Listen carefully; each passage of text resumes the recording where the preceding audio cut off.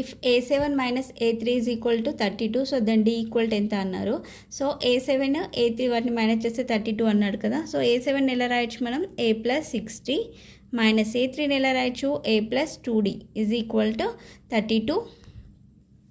So A plus 60 తర్వాత minus A minus 2D is equal to 32. Okay, so plus A minus A అనేది cancel అవుతుంది. 60 minus 2D అంటే ఎంత అవుతుంది, 4D అవుతుంది. So 4D is equal to 32. D equal to ఏమవుతుంది అప్పుడు, 32/4. 32/4 అంటే 4 1s are 4 8s are 32. So then D equal to 8 అవుతుంది.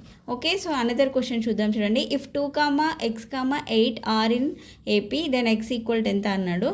సో 2x 8లు అనేవి ఏపీలో ఉన్నాయి అన్నాడు. సో ఏపీలో ఉన్నాయి అంటే వాటి యొక్క కామన్ డిఫరెన్స్ అనేది ఎలా ఉంటుంది, సేమ్ ఉంటుంది, ఈక్వల్ అవుతుంది అంతే కదా. అంటే D వాల్యూ అనేది ఈక్వల్ ఉంటుంది. ఓకే, సో ఇది ఫస్ట్ టర్మ్, ఇది సెకండ్ టర్మ్, ఈ థర్డ్ టర్మ్ అనుకుంటే సో దీని యొక్క D వాల్యూ ఈక్వల్ కాబట్టి so D is equal to మనం ఎలా రాస్తాము, A2 minus A1 is equal to A3 minus A2 అంతే కదా.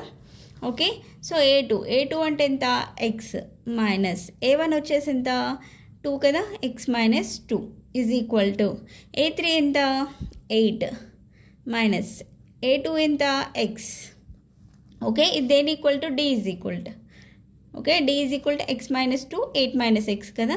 సో ఇక్కడ ఒకసారి చూడండి, x ఇక్కడ మైనస్ x ఉంది కదా, ఈ మైనస్ xని మనం ఎట్ సైడ్ తీసుకొద్దామంటే లెఫ్ట్ సైడ్ తీసుకొని వద్దాం. సో మైనస్ x అనేది లెఫ్ట్ సైడ్ వస్తే ఏమవుతుంది, ప్లస్ x అవుతుంది. అంటే x ప్లస్ x అవుతుంది ఈజ్ ఈక్వల్ టు 8 అలానే రాసి ఈ మైనస్ 2ని మనం రైట్ సైడ్ తీసుకొని వద్దాం. Okay, so minus 2 right side వస్తే ఏమవుతుంది, ప్లస్ 2 అవుతుంది. Okay, so x plus x అంటే ఎంత, 2x is equal to 2x is equal to ఎంత, 8 ప్లస్ 2. 8 ప్లస్ 2 అంటే 10. సో అప్పుడు x ఈక్వల్ టు ఏమవుతుంది, 10/2. 10/2. సో 10/2 అంటే 2 1s are 2 5s are 10 అంటే x వాల్యూ వచ్చేసి ఎంత అవుతుంది, 5 అవుతుంది. సో ఇది ఆన్సర్.